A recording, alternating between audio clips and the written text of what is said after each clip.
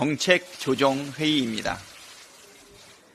21대 국회 임기 마지막 날이었던 어제 11번째, 12번째, 13번째, 14번째 거부권이 나왔습니다.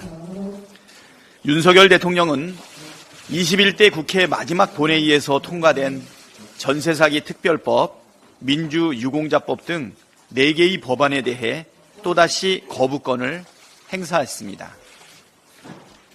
21대 국회 임기 마지막 날에 대통령이 거부권을 행사해서 국회는 제2투표도 할 수 없었습니다. 정말 비겁하고 쪼잔한 정권입니다. 이쯤 되면 막 가자는 것 아닙니까? 100번째, 200번째 거부권도 행사하실 겁니까?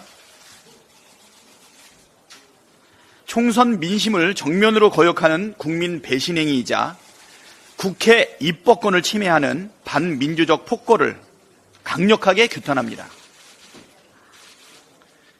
본회의 표결에 불참하고 무조건 거부권 건의하는 여당에 법안 통과하자마자 거부권 건의하는 장관에 묻지도 따지지도 않고 거부권 행사하는 대통령, 이게 제 정신입니까? 오만과 불통으로 점철된 대통령과 집권 여당이 국회의 입법권을 심각하게 침해하고 삼권 분립의 정신을 위협하고 있습니다.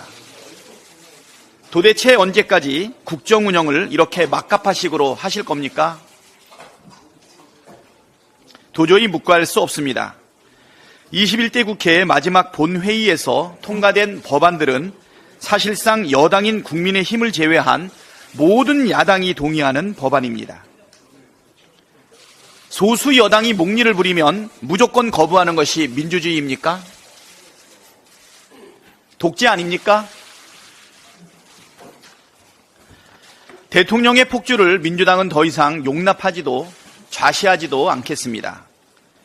지난 총선 헌정사상 첫 단독 과반을 주신 국민의 뜻은 대통령과 정부 여당이 방치한 국민의 삶을 분명하게 책임지라는 국민의 엄중한 명령입니다.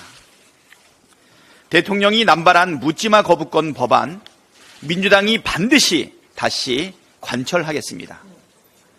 국민의 뜻이 관철되는 국회, 국민의 삶을 책임지는 민주당으로 국민의 명령에 응답하겠습니다. 해병대원 사망사건 수사 은폐, 대통령이 몸통이라는 물증이 나오고 있습니다. 윤석열 대통령이 왜 기를 쓰며 해병대원 특검법에 거부권을 행사했는지, 국민의힘은 왜 억지를 써가며 재의결을 반대했는지가 속속 드러나고 있습니다.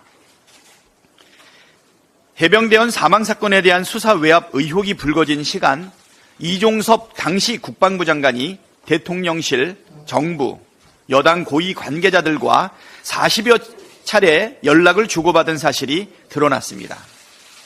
윤석열 대통령이 이종섭 전 장관과 직접 통화한 8월 2일 이후 이런 통화가 집중적으로 몰렸습니다. 이른바 VIP 경로 사태를 수습하기 위해 대통령실뿐만 아니라 정부 고위 관계자, 집권 여당, 의원들까지 긴박하게 움직였던 것 아닙니까? 해병대원 사망사건 수사 은폐, 조작의 몸통은 윤석열 대통령이고 국무총리, 행안부 장관, 경호처장, 집권 여당이 공범이라는 정황들 아닙니까? 이래서 정부 여당이 민주당의 해병대원 특검법은 반헌법적이라는 말도 안 되는 정치 공세까지 해가며 거부한 것 아닙니까?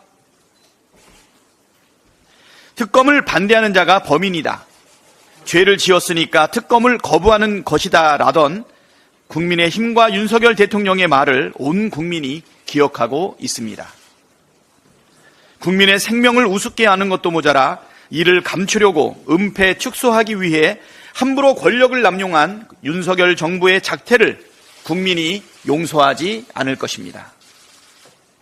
민주당은 자신의 권력을 지키기 위해 헌법이 부여한 거부권 권한마저 사유화한 대통령의 책임을 분명하게 묻겠습니다.